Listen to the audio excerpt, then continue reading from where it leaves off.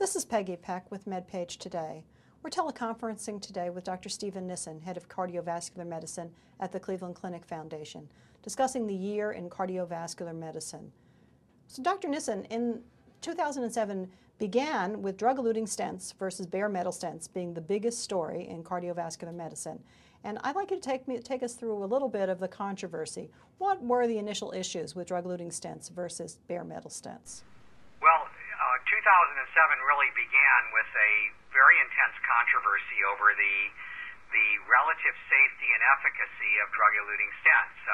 It really began a little before the first of the year when there was an FDA advisory panel pulled together to review all the data on on-label and off-label use of drug-eluting stents.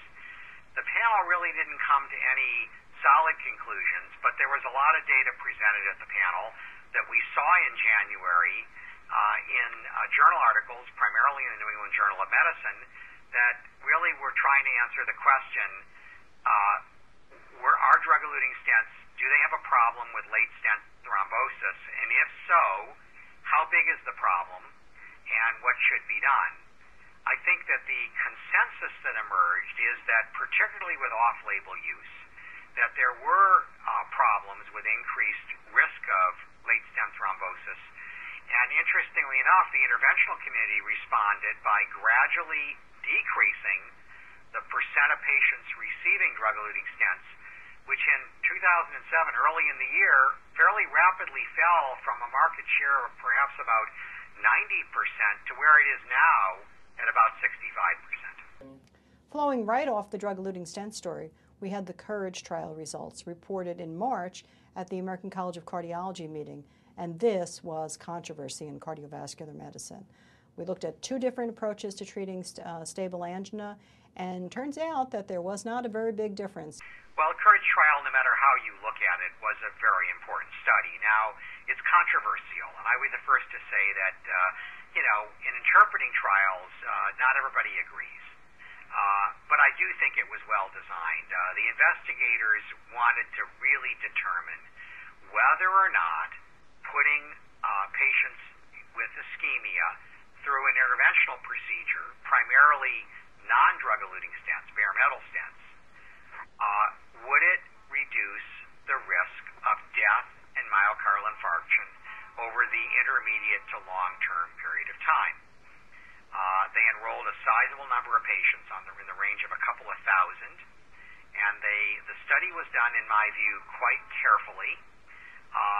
Many of us were not surprised by the results, that there was no reduction in either death or myocardial infarction.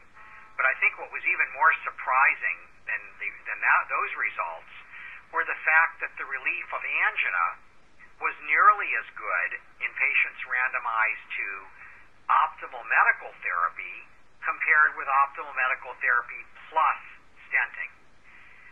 The response was quite significant within the medical community. More patients began to elect medical therapy, and we saw a 10 to 15% drop in the number of interventions being done around the United States. This was often interpreted as a reflection of the integration of the COURAGE trial results into medical practice. But many of us think that it's more than that. I think, for example, that the drop in interventional procedures was as much reflected by the improvements in medical therapy over the last decade as it was the acute effects of a single trial, the COURAGE trial. And for you, Dr. Nissen, and perhaps for most of the world, one of the biggest stories in cardiovascular medicine this year was Rosiglitazone and what appears to be an increased risk linked to this very popular diabetes drug, risk of myocardial infarction. So it started in May when you and one of your colleagues from the Cleveland Clinic published a meta-analysis in the New England Journal of Medicine. Let's start there. Tell us about that analysis. Well, I'd had concerns about the drug, as had some other people, and most of the concerns previously had been around heart failure and a recently emerging concern about fractures. But what happened is that several trials were published late in 2006, the DREAM trial and the ADOPT trial. And in both cases, there was good efficacy for Rosiglitazone at reducing blood sugar, but cardiovascular events were going in the wrong direction. And so my associate, my partner, Kathy Wolski, who's a very fine statistician, and I became interested in this problem, and we actually initially sought to get access to the full trial database that was available to the company that makes Rosiglitazone, GlaxoSmithKline. They declined to provide access to the data, but we were able, through a website where all the clinical trials of Rosiglitazone were disclosed, to get access to the full database. This website was established as a result of an out-of-court settlement with Elliot Spitzer, who at the time was Attorney General of New York State, that required Glaxo to release all their data on all of their drugs. Put all those pieces together, what we learned was that in this meta-analysis, Rosiglitazone increased the risk of myocardial infarction by 43%. We sent the manuscript to England Journal of Medicine. It was rigorously reviewed, and they published it on May the 21st. Now, at the time, Rosiglitazone was the #1 selling diabetes drug in the world. And needless to say, the publication of those results stirred up quite a hornet's nest of controversy. Take us now to just a few weeks ago when the FDA told us what they were going to do. I found the hearings really one of the stranger events that I'd certainly ever participated in.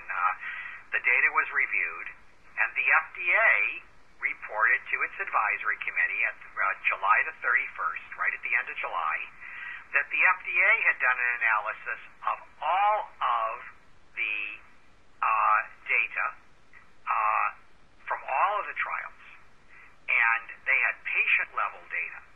So they had data that was, really quite robust, and they had found a 40% increase in the risk of myocardial infarction, or rather ischemic myocardial events, with Rosiglitazone.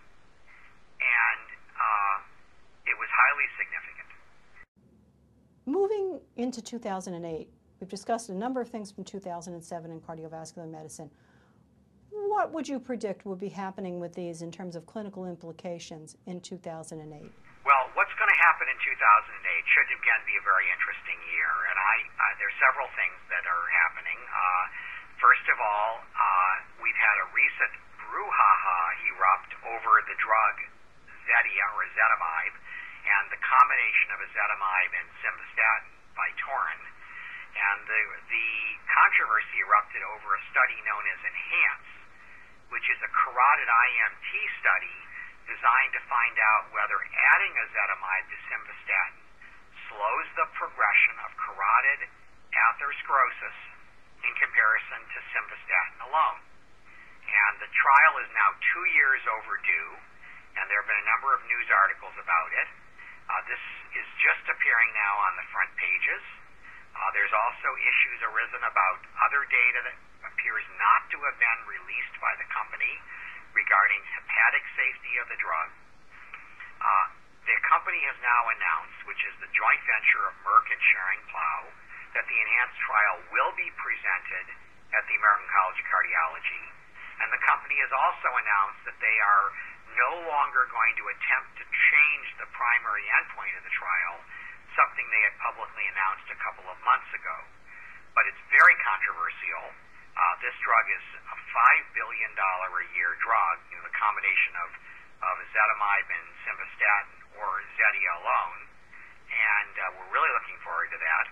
I will have 2 late-breaking trials at the ACC that are likely to generate considerable interest.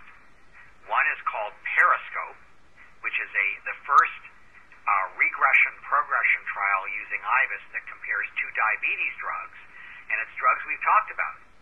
One is pioglitazone, an insulin-sensitizing drug, and the other drug is glimepiride, a sulfonylurea, an insulin secretagogue. I will also present Stradivarius, which is a large randomized IVUS trial using rimonabant, a drug to produce abdominal weight loss. And the question we ask there is, if you reverse abdominal obesity, can you slow the find that both results are very interesting. Thank you, Dr. Nissen. For MedPage Today, this is Peggy Peck.